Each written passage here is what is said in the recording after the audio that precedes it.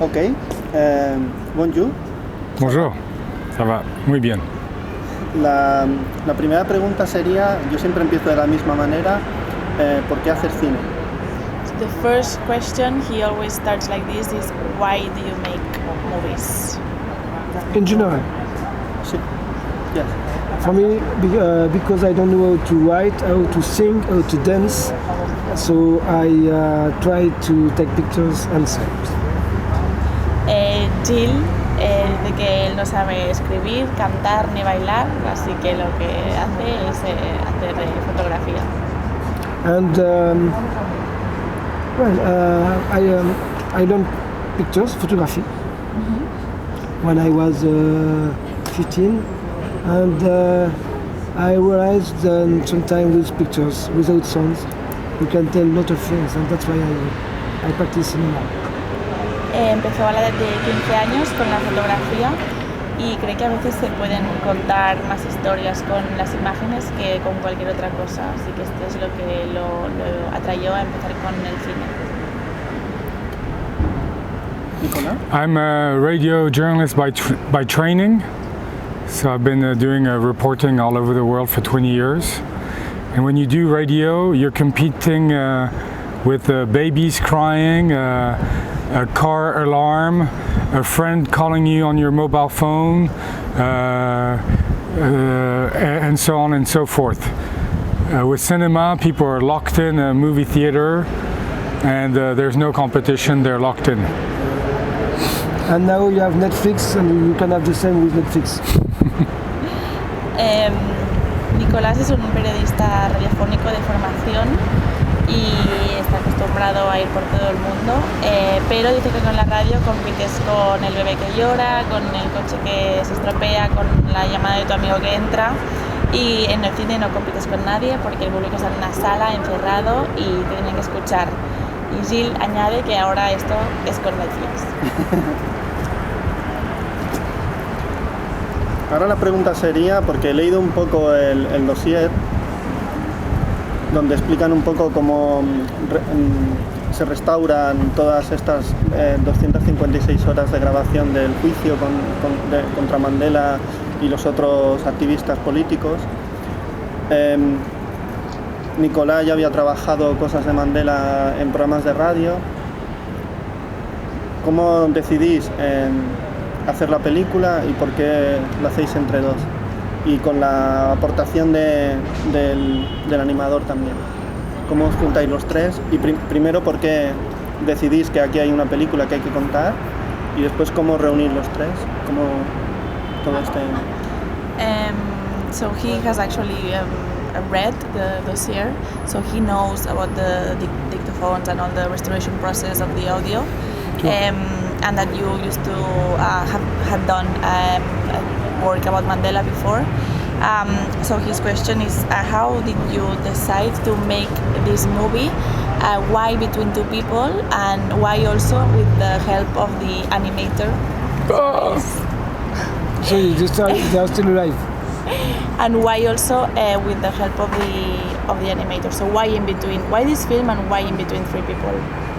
Why with the co-director, why with Gilles, and why with animation? Okay.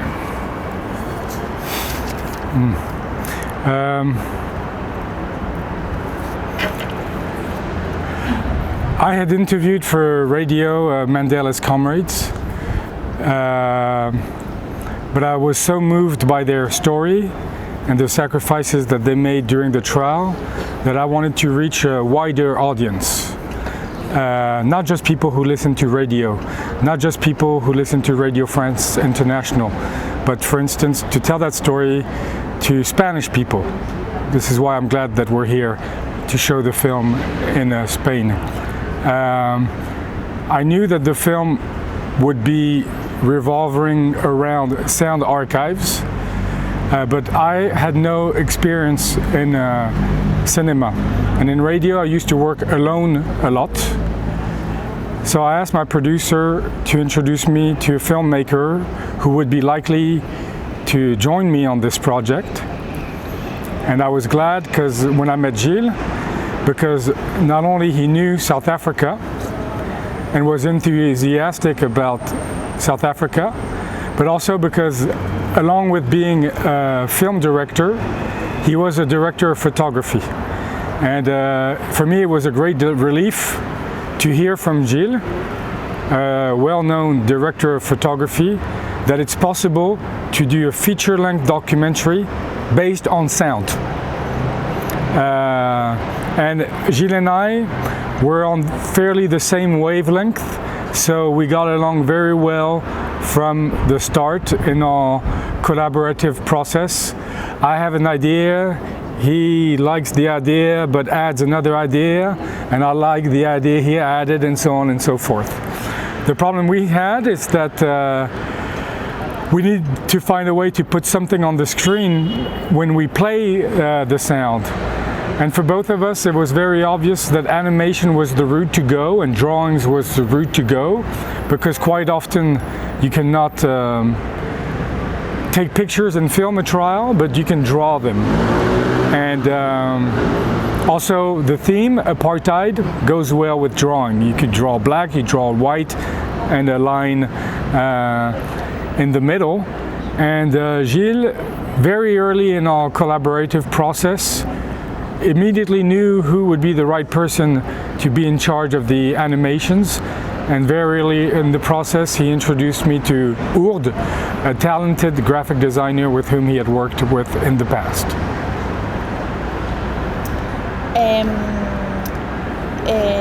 Nicolás había hecho mucho trabajo sobre los camaradas de Mandela y siempre le había emocionado mucho su trabajo y su sacrificio. Entonces quería que estas historias fueran a una audiencia más grande, no solamente su audiencia de radio o de Francia. Por ejemplo, que la gente española supiera quiénes fueron estos hombres. Por eso está muy feliz de poder estar aquí promocionando la película. Entonces, como bien sabes, primero encontraron los archivos de sonido y él no tenía experiencia haciendo cine y la radio siempre la había hecho solo. Entonces preguntó a un productor para que le presentara a un director que pudiera unirse a este proyecto para no hacerlo solo. Es cuando le presentaron a Gilles, que tenía dos características muy buenas. La primera era que también sabía de temas surafricanos, y la segunda era que era un director de fotografía conocido y experimentado. Y cuando habló con él, Gilles le dijo que efectivamente se podía hacer una película basada solo en el sonido, que no era algo imposible. Entonces, efectivamente comprobaron que estaban en la misma onda, compartieron ideas y se entendieron muy bien. El único problema que veían era qué ponemos en la pantalla cuando entre el sonido, cómo lo ilustramos. Y la animación fue como una respuesta obvia porque te permite hacer cosas que la realidad no te permite. Y para el tema del apartheid encontraron que iba muy bien porque bueno, puedes utilizar colores como el blanco, como el negro, poner una línea en medio, bueno, era como ideal. Y entonces el que sabía desde el inicio quién podía ser un animador perfecto para la ocasión era Gilles, que le presentó a Ourde, que era el animador que hizo todo este trabajo y trabajó desde muy al principio con ellos. Ahora, antes de hablar de la animación, me gustaría saber cuál era el dispositivo para, de las 256 horas, reducirlas a lo que vemos en la película o a lo que escuchamos en la película. So how do you reduce 256 hours to the amount of minutes heard in the film, which I think is 40? Well, making a film, making editing, working in radio, you always have to make choices. And the first step was to consider the sound archives with the 3 survivors. Landon Ogoni, Ahmed Katrada, and Dennis Goldberg. The second thing, of course, we have to speak about Nelson Mandela. And me, I personally know nothing about Walter Sisulu, and I know now how important was Walter Sisulu. So, but you know, it's always experimental working. We didn't know before. There is a lot of writing and rewriting. So, and we were always asking us the question, can we keep this or not?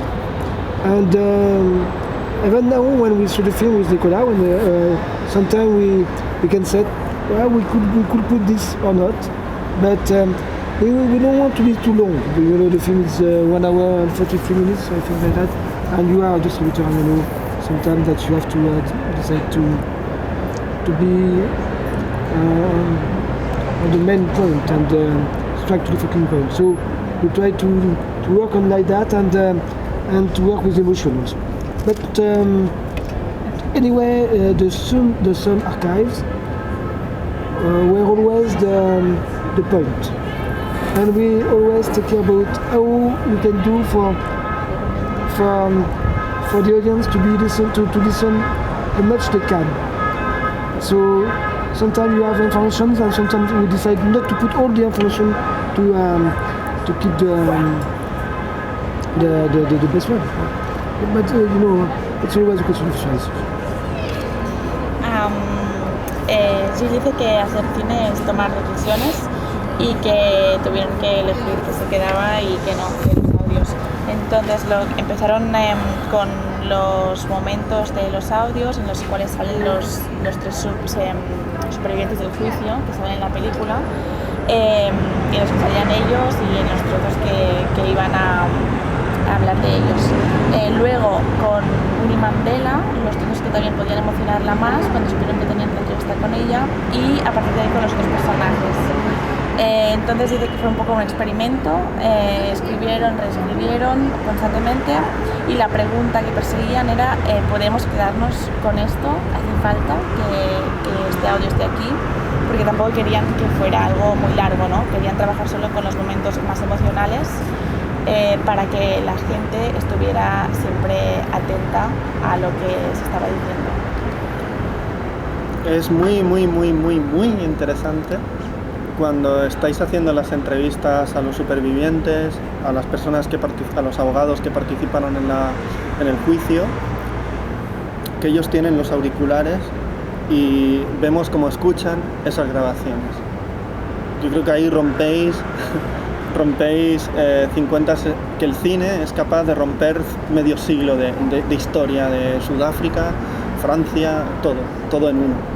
En el superviviente rememora aquellas grabaciones, esos testimonios.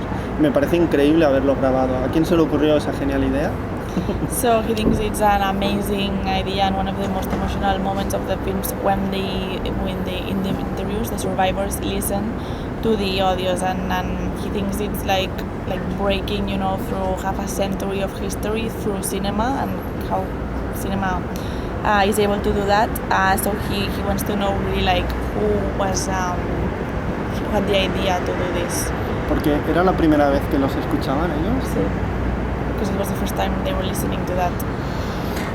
It was obvious, I mean, for both of us that we had to film them listening to their own voices during the trial, because it would be the first time that they listened to their performance facing a prosecutor whose goal was to sentence them to death. And Gilles and I both kind of knew that we had never seen this in cinema before. You know, old men who played an important part in history listen to their own voices, to historical archives, and react to this. This is why Gilles filmed them with a neutral kind of background, so you're not distracted by what's happening in the background. And even though their reaction is very subtle, in fact, during the editing, sometimes we were thinking, oh, there aren't that many reactions and expressions in their faces, but just the mere fact of seeing them focus seriously on the sound is itself very moving and very powerful.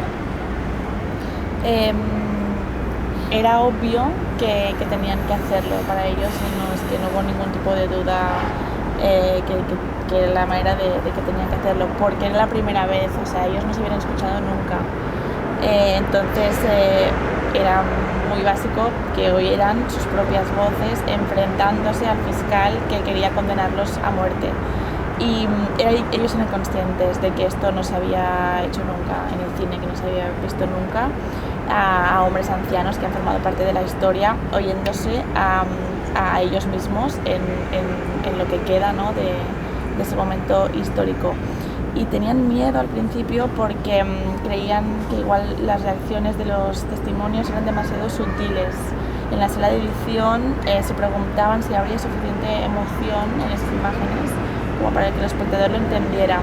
Pero él dice que finalmente solo con ver la cara de concentración que hacen esta gente al escucharse a sí mismos, eso ya de por sí es muy emocionante.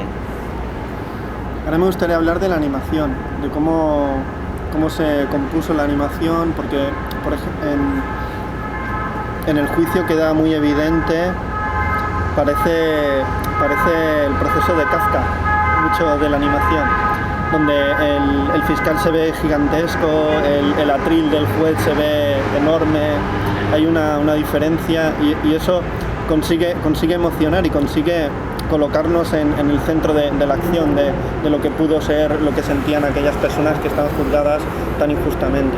Me gustaría que me explicarais cómo fue el trabajo de animación. Por ejemplo, hay un momento cuando habláis de la historia del indio, es brutal como con los barrotes, el cambio, es fantástico, ¿no? Cómo está manejado toda la animación, cómo entra y sale de cuadro a través solamente de objetos. So about the animation, he thinks the whole trial looks very Kafkian with this prosecutor and who's huge and the judge who is sitting like really high up, and that is very emotional. So how was this work and also like these moments where Kathrada, for instance, where it's very explained with animation, but you use shapes and colors to illustrate what was happening in the life of Ahmed Kathrada, and how did you get there? No, it's always a question of we're speaking a lot with Urn, and sometimes we don't know. For example, when we decide to put the prosecutor, a huge prosecutor, and a small accused, we have an example in the film The Wall of Pink Floyd. I don't know if you heard about this film, Pink Floyd, The Wall, and there is something like that. And but sometimes when we speak with Nicolas and we speak about Ahmed Kathrada, and at what time Kathrada was speaking about Auschwitz, and at the beginning Urd wanted to propose us to draw the train, the train station, in Auschwitz, and Nicolas and I, we decided to stay with to focus on Ahmed Kathrada, listening him speaking about Auschwitz. So we never know, and sometimes we decided to put abstract drawings because even as a DOP, I consider that sometimes the pictures has to be more efficient with the sound. So it's always a work like that, and that's very experimental.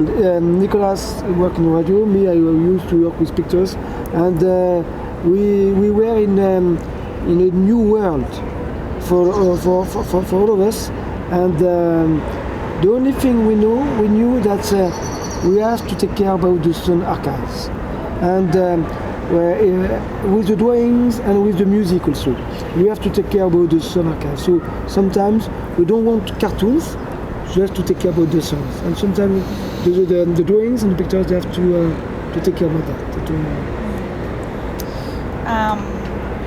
Hablando con Urt, el animador, sacaban un poco ideas todos, por ejemplo, la idea bien, quand même, que sea una figura enorme, la sacaron de la película de Pink Floyd, The Wall. Y por ejemplo, cuando el acusado indio, que es Kathrada, habla de Auschwitz, Urt, el animador, quería ilustrarlo con un tren, pero ellos preferían no hacerlo, prefirieron centrarse en escucharlo a él cuando hablaba de Auschwitz. Entonces fue como que todos participaron en el proceso y se rechazaron o se aceptaron ideas un poco conforme fueron diciendo, y que los dibujos abstractos Gilles, personalmente, como DOP, como director de fotografía, cree que la imagen a veces es más eficiente que el sonido, y cuando puedes abstraerla ayuda mucho a ilustrar. Que en definitiva fue un proceso muy experimental porque era un mundo nuevo para los dos, uno viene de la fotografía y el otro de la radio, no sabía nada de animación, y el principal objetivo que tenían era cuidar mucho la ilustración del sonido, que no pareciese un dibujo animado lo que estaban haciendo, sino cuidar los dibujos y la animación para que hicieran, fueran suficientemente buenos para ilustrar ese sonido que tenían. ¿No creen que cada vez hay más documentales que utilizan la animación para ilustrar esas imágenes que no existen? Do you think there's more and more documentaries that use animation to illustrate like some images you don't have? In fact, there is. But at the beginning, we don't know about that. For us, it was easy to take to make the choice because, as Nicolas said, during trial you can't take pictures. There is no pictures, but you can draw.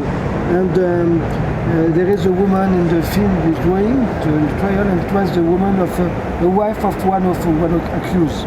So for us, it was there is no doubt about this kind of choice. But as I know, there is more and more documentary with drawings. But the thing is that drawing is taking time, and it costs lots of money. Yeah, and sometimes documentary you haven't not of money. So depends, but perhaps you can do the same with dancers. Anyway, Nicolas and I, we don't want to work with actors. That's for sure, because we don't want to. We are so pleased to have the real songs, so we wanted to be as close as possible from the reality. I saw there was a Samuni Road this year. There was also Chris the Swiss, which was a very good documentary. I showed Chris the Swiss. Okay, and she did a very good job, but I think it took her 8 years to do the film. Last week in Barcelona. Okay, I think it took her 8 years to make that film. 8 years. 8 years. Yeah, so it's a long process. But it mustn't become fashionable. Even now in fiction, sometimes they incorporate cartoons. They do so, for instance, in the film Detroit 2 years ago. And sometimes you're like, why? Why did you do this? You're surprised, you're not used to it. Most of the time it's very short and then it doesn't come back, so you don't really understand. Almodovar, he uses it at the beginning of his latest film in a very interesting way. It's very subtle, and you have the same colors, bright colors that you have throughout his film. And I think he does it in a subtle way. So it's not just in the documentaries. Yo estaba pensando mucho en Chris the Swiss viendo vuestra película. He was thinking a lot about Chris the Swiss when watching it. Porque la tengo muy reciente. He just saw it. So. Gilles dice que sí, sí, pero que evidentemente hay más documentales que utilizan esto, pero cuando empezaron a hacerlo no lo sabían. Que para ellos fue una decisión fácil porque precisamente una mujer de los acusados dibujó bocetos del juicio durante el proceso. Exacto. Entonces enseguida hicieron esa asociación. Y s'est pris que no ça s'est bien pas passé. Fácil porque hacen demasiado mucho tiempo, mucho dinero, y en ocasiones pues no se puede. Puedes utilizar otras cosas, podías utilizar bailarines, por ejemplo, para ilustrar cosas, pero ellos no querían trabajar con actores, ya tenían las testimonios reales y querían que fuese como lo más ajustado a la realidad posible. Y Gilles añade lo de la película de Chris the Swiss, que también utiliza animación, pero que estuvieron 8 años para terminar esa película. Entonces, claro, es un poco de tiempo. Otras pelis de ficción también la utilizan. Detroit ha puesto el ejemplo de hace 2 años, que tenía un muy corto de animación, pero que ahí él no sabe muy bien por qué lo utilizaron, por ejemplo. Almodóvar la usa en su última película. Il a touché du fric, il a dû toucher un pognon dingue. Ouais, enfin, je ne sais pas s'il y a du fric du Vatican direct, mais c'est... La primera vez que se ve la película fue en el Festival de Cannes. Oui. La première était au Festival de Cannes. Cannes Film Festival. ¿Cómo fue la reacción del público? ¿Cómo os sentisteis vosotros? She was. ¿Ella estaba? Sí. So, how was it? No. ¿Cómo la sentisteis vosotros, la reacción? How did you feel Positive that? and negative? Non, c'était évidemment exceptionnel parce que it was the first time we showed the film, and they were Andrew Longoni and Sylviani Mazuno, and you know that you are in a major festival in the world, perhaps. So you know that thanks to this screening, the world is. So of course it's so good. There was a standing ovation at the end of the film, which was good because Cannes is the world's biggest film festival, but the critics and the audience are very demanding. So they don't applaud if they don't like a film, and the immediate reaction from the international press, you know, Variety, The Hollywood Reporter, was very, very positive also. Sí, dice que fue una experiencia excepcional porque además tenían a varios de los testimonios de la película que vinieron a la proyección, y que Cannes es uno de los festivales más grandes del mundo, entonces gracias a que la peli estuvo ahí, ahora el mundo está como atento y les escuchó. Y Nicolás añade que hubo una ovación al final de la proyección y que Cannes es un festival muy grande, pero que los críticos y la audiencia, los dos, son muy exigentes. Entonces estuvieron muy contentos porque las críticas después fueron muy buenas. A todo el mundo les gustó. Creo que son demasiado exigentes. He thinks the Cannes critics and audience are too demanding sometimes. I'm not too demanding? Yeah. Maybe, yeah, you're right, yeah. ¿Y los supervivientes, que después de ver la película, qué os dijeron, cómo se sintieron? So the few survivors after the movie that were still alive after the movie and got a chance to see it, what were their reactions? One of them, Katrada, is dead. Yeah. And Andrew Longoni was in Cannes Festival. And Denis Goldberg, is in a bad situation. He saw the movie, yes. He saw it on the DVD. George Bezos saw it with Max Sisulu in Durban, and we did a Q&A afterwards. Joël Joffé is dead. Max Sisulu came with his son, so he could listen to his grandfather. No, each time it was quite moving, and the audience was very moved to see them at the end of the film. They couldn't believe that these characters were.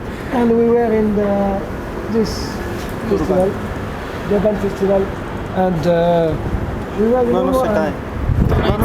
No se cae. No. We were, not so very scared because we are not black. We are not come from South Africa, and we go to Durban. There is, I think, 150 movies.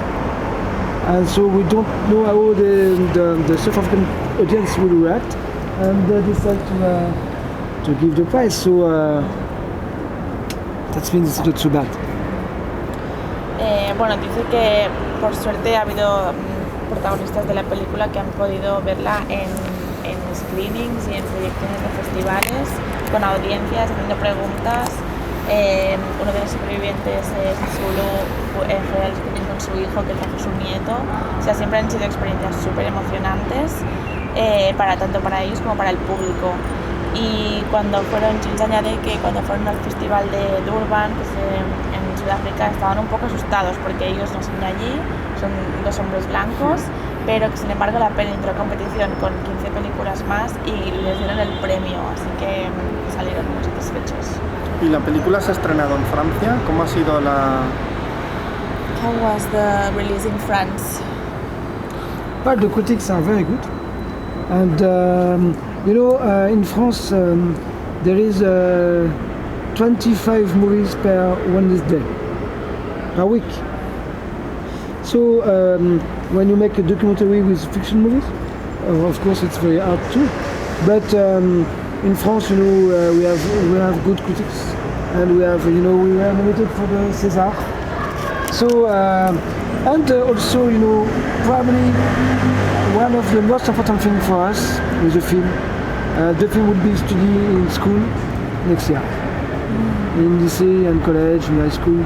So Nicolas is a father, I'm a father, my daughter is she's 16, and it's so important to. A film is a film like a book, you know. If you stay, you know, like that, it didn't exist. But if it has to be seen, and it will be. So that's the best thing of the film. En Francia las críticas fueron muy buenas y dice que la competición es acérrima porque hay unos 25 estrenos por semana y como documental competir con pelis de ficción es muy difícil. Pero bueno, que también hay... 25, yes, in November and December you have 22-25 movies per week. Noviembre, Too much diciembre... movies. Yeah. Yes, too much, but it's difficult to say too much because if you ask people, they don't say the same film. So, you know, if you ask comedy, and you know, perhaps too much comedy. I don't think there is too much film like that. Si no sabes de muchas pelis, porque hay un poco de todo. Dice que igual de estas es las que faltaría que hubiera más.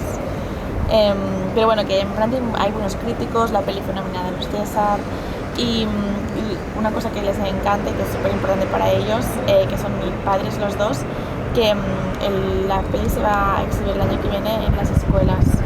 Entonces que esto es súper importante, que lo vean los niños y que lo más importante de la peli es ser vista en definitiva, así que mientras siga con esta vida, que la gente la vea, eso es lo más importante. Sí, como el momento en la película en el que los adolescentes están escuchando. Like that moment in the film where the teenagers are all listening to the Mandela speech in the school. Yeah, it was important for us, but we must, to be honest with you, we must say that the co-accused, the survivors, they didn't wait for us to do that before, because they did that before we come in. Yes, because they spend the time, you know, going to school and tell the students, be careful because the story can come again. Que esa escena precisamente no es algo exclusivo de la película, sino que los supervivientes se pasan, han hecho esto muchas otras veces, porque para ellos es muy importante ir a las escuelas y enseñarles a los niños cuidado porque esto puede pasar otra vez. Ahora para finalizar me gustaría que me dijerais que si hay alguna película, algún autor que cambió vuestra mirada como espectador cuando erais adolescentes, teenagers. So if there's any film, any director that changed the way you saw movies when you were a teenager or young? Me, there is a lot. Fellini, Scorsese, François Truffaut, Bergman, Orson Welles. You know, Derek Darman. Bergman. Bergman. Yes, Bergman. And there is a lot, you know. I can even in Italy I can tell Ettore Scola, Pasolini, and yes, and Bresson. Well, there is Sergio Leone, even Sergio Leone, you know. And I like to see different movies with different, you know. And, yeah. Bueno, un poquito todo lo que ha dicho Gilles, sí, con Fellini, Scorsese, Truffaut, Welles, Bergman, Pasolini, todos los italianos, Bresson, Sergio Leone, que en definitiva le gustan un montón de directores y le encanta ver cine de todo. Nicolás? For me, the very first films was maybe America, Hitchcock, all the Hitchcock films. But also I'm half American, so I will choose two different, but I was a big fan of E.T. when I was a kid also. And then later I was also moved by Truffaut's film, and as a young kid also I saw I think I saw Citizen Kane when I was very young, and I was very moved by the power of Citizen Kane. There is also Jacques Tati. And Jacques Tati. Jacques Tati, jour de fête. Esto lo he entendido todo, no hace falta. You know Jacques Tati? Jacques Tati. Yes. Because when I saw Jacques Tati, I think I was 12. Jacques And I Tati, saw mon oncle. mon oncle, jour de fête, playtime, et trafic. It makes 5 months. Jour de fête. Yes. And when I saw jour de fête, I see, le facteur, comment tu dis le facteur? Mailman. Le mailman, le facteur. Le mailman, el postino. En anglais, en italien. Yes. And with his bicycle, he go quicker than the racers, than les coureurs cyclistes. Race cyclists, professional cyclists. I saw that in the film. I said, that's cinema. Que el cartero iba más rápido en su bici que los ciclistas profesionales. Esto es cine. Thank you very much. Thank you for your time. You're welcome. For your movie. Thank you. And yo siempre digo hasta la próxima película. He always says goodbye saying until the next movie. Okay. Thanks. Gracias.